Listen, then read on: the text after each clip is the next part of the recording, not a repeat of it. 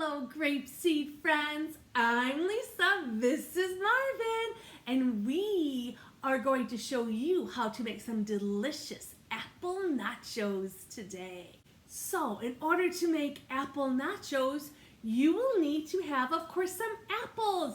We just happen to have a red apple and a green apple here in our kitchen, so I just grab them. You also need an apple slicer, need some kind of plate to put your apples on. You also need something to cut your apples on, either a cutting board or something between your table and your apples. We also need some toppings. I like nuts and mini chocolate chips and melted peanut butter on my apple nachos. So that's what I have. But maybe you like sprinkles on your nachos, or maybe you like chocolate syrup or caramel syrup.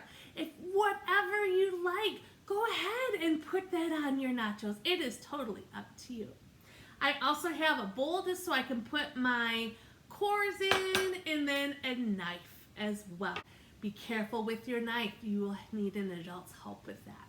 I am going to move Marvin over here so that he does not get all dirty. And the first thing we need to do is pick up an apple and our apple slicer and go ahead and push down. Now, you might need some adults' help with this. Sometimes it's easy to push down and sometimes it's not.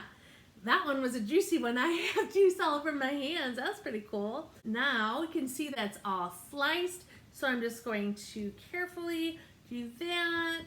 Take these apples, put them on my tray, and then take my apple core and just stick it in my bowl over there. I'm going to grab my green apple this time and do the very same thing. I'm going to line it up and press it down, and that one was hard to press. Oh my goodness, golly gracious. Even adults have a hard time sometimes. I'm just going to take all my slices off of this one and stick that on the side and move it away. Now, I like my apple slices a little thinner, so what I like to do is I like to take my knife and I like to cut my apple slices in half. Now, if you like them thin like me, have an adult help you cut or help you slice your apples. If you like your apple slices thick, that's fine. You can go ahead and keep them that way. Once I have all of my apple slices all cut to thinner bites, what I'm going to do is I'm just going to lay them around, like kind of make them flat. Because right now they're like all on top of each other. If I wanted to, I can make a pattern with them, and I could have red, green, red, green, green, green, red,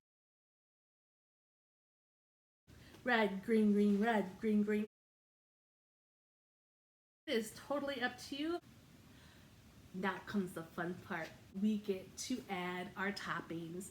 So I'm going to take my melted peanut butter first because one of my favorite snacks are apples and peanut butter. So I took some peanut butter out of the jar and I put it in a microwave safe bowl and then microwaved it for like 25 seconds and it melted it for me. Next I'm going to take some nuts. Just sprinkle them on because I like crunchy with my apples. And then I'm going to take some mini chocolate chips and I'm going to sprinkle them on my apple slices. So now I have made some apple nachos. Look at that. Remember, there is no wrong way to make nachos. So whenever you want to put on your apple nachos, go ahead and put it on. Now comes the best part. We get to try our apple nachos. I'm going to grab this green slice right here. Let's see how it tastes.